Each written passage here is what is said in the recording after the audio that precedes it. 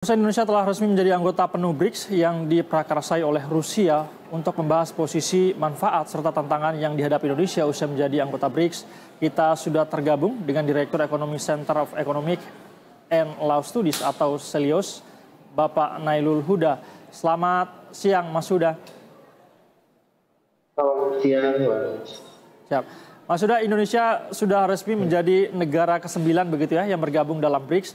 Bagaimana kemudian Anda menanggapi keanggotaan Indonesia di BRICS dan seperti apa posisi Indonesia baik secara geopolitik maupun ekonomi usai menjadi anggota BRICS ini, Mas? Ya, kita menyadari bahwa posisi Indonesia memang di antara dua blok gitu ya. Ada blok yang dia disebutnya negara barat, dan juga ada BRICS gitu. Nah, BRICS sendiri kan baru di tahun 2009 ya, itu baru dimunculkan gitu kan. Nah, memang kalau kita lihat dari sisi ekonomi, kita melihat BRICS ini semakin dominan gitu. Nah, kalau kita merefer ke data, itu dari World Bank ya, kita bisa melihat data dari porsi BRICS sekarang ini mencapai 31,87% dari total GDP global.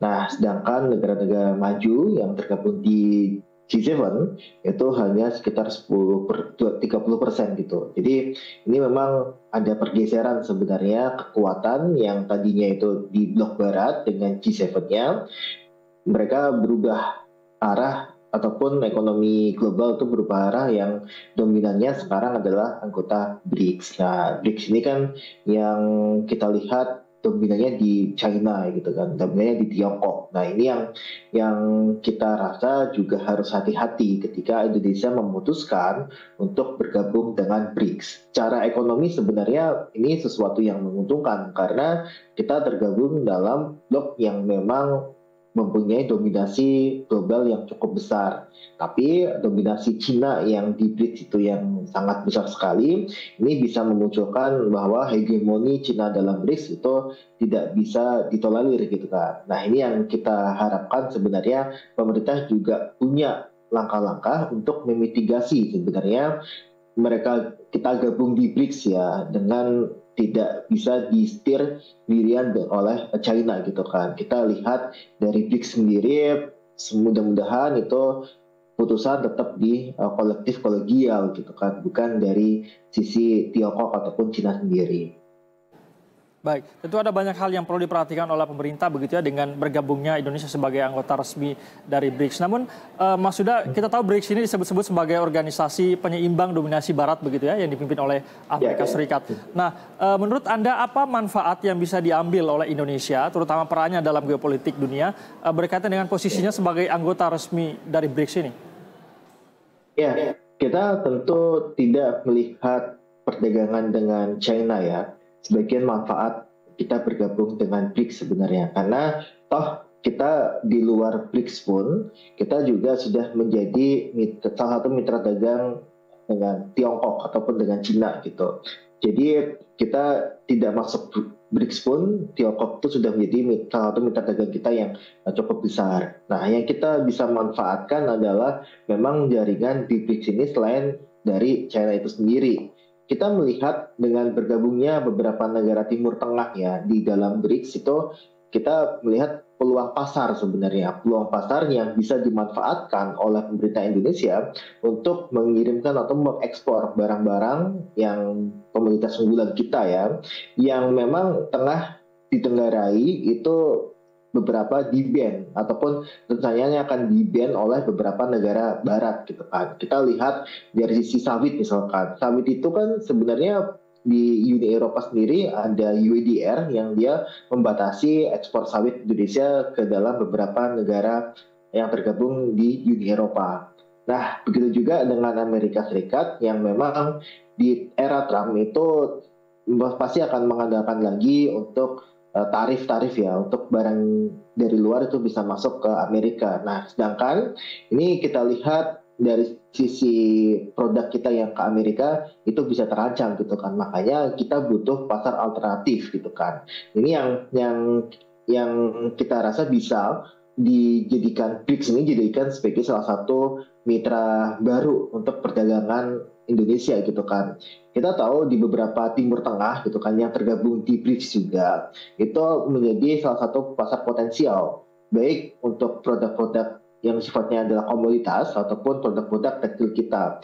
Ini yang kita lihat seharusnya bisa dimanfaatkan betul oleh pemerintah ketika tergabung dengan BRICS gitu. Karena kita pasti akan kalau dari sisi besaran ekonomi, BRICS ini juga yang terbesar gitu kan, bahkan mengalahkan beberapa koalisi negara barat gitu kan, yang saya rasa ini yang bisa kita manfaatkan gitu kan, kita manfaatkan untuk menjadi pasar alternatif bagi produk-produk kita gitu kan. Tapi selain China tentu saja, karena China sekarang sudah menjadi salah satu mitra strategis perdagangan kita. Jadi ini yang bisa kita manfaatkan. Yang kedua adalah dari sisi investasi sebenarnya. Investasi dari Timur Tengah memang tengah kita kejar dan beberapa dari anggota BRICS juga kita kejar, terutama yang untuk yang investasi dari Timur Tengah ya. Dan ini yang kita harapkan semakin banyak investasi yang dia masuk melalui keanggotaan kita di BRICS gitu. Nah ini yang kita kejar. Dan jangan lupa tadi saya lupa menyampaikan untuk pasar alternatif lainnya adalah Afrika Selatan gitu kan, yang bisa menjadi pintu masuk bagi produk-produk Indonesia untuk masuk ke dalam benua Afrika gitu. Nah pintu masuknya adalah melalui dari Afrika Selatan. Baik, maksudnya dibalik dari sejumlah manfaat yang Anda sebutkan tadi bisa menjadi pasar alternatif di negara-negara jaringan BRICS ini. Tadi Anda juga sempat mengatakan bahwa ini tentu ancaman juga bagi pasar-pasar yang ada di Barat seperti Amerika dan juga Eropa begitu. Bagaimana kemudian posisi pemerintah untuk agar pasar-pasar kita yang ada di Barat ini bisa tetap aman meskipun kita telah berada di BRICS, karena kita tahu politik kita ada politik non-blok, bebas aktif, sehingga ini tetap terjaga begitu.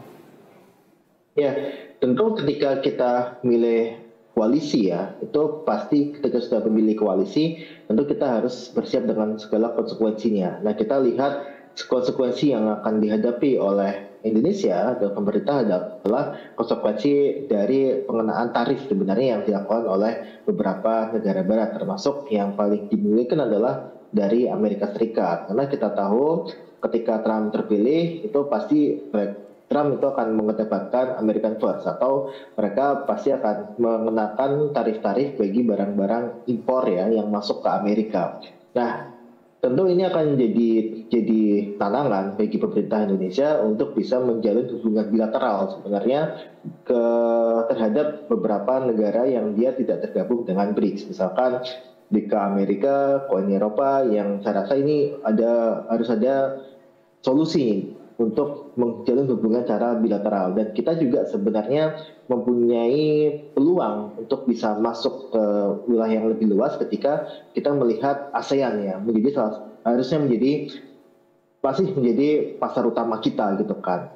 Dan kita sedikit menyayangkan sebenarnya kemarin ketika ada pertemuan trilateral di ASEAN gitu ya, Indonesia tidak datang gitu kan, padahal itu bisa menjadi salah satu pintu utama kita menguatkan posisi kita di ASEAN. Nah, ketika ASEAN ini sudah kuat, tentu di BRICS pun kita juga akan kuat, karena kita tahu bahwa di Malaysia sama Singapura itu sudah menjalin hubungan untuk zona ekonomi khusus gitu ya. Terus ini yang kita lihat Indonesia tertinggal, tidak masuk dalam kesepakatan itu, padahal ini dua negaranya adalah dua negara terdekat kita. Nah, kita harap sebenarnya ada berbagai pertimbangan. Kita tidak non-blok, tapi memilih koalisi dengan bergabung di BRICS juga harus ada bukan mitigasi ya, tapi ada langkah-langkah selanjutnya yang tidak meninggalkan negara-negara lainnya gitu kan. Kita berusaha untuk menjalin untuk ke semua pihak, dan kita kemarin salah langkah dalam pertemuan trilateral di ASEAN yang kita tidak menghadiri pertemuan tersebut. Baik, Mas Huda. Tentu ada banyak hal begitu juga di balik manfaat-manfaat yang Mas Huda tadi jelaskan. Itu ada banyak kemudian hal-hal yang harus diperhatikan, khususnya posisi Indonesia sebagai negara non-blok. Terima kasih banyak atas waktunya Direktur Ekonomi Selyus Nailul Huda telah bergabung bersama kami di Berita Satu Siang. Salam sehat, selamat siang Pak. Salam sehat, selamat siang.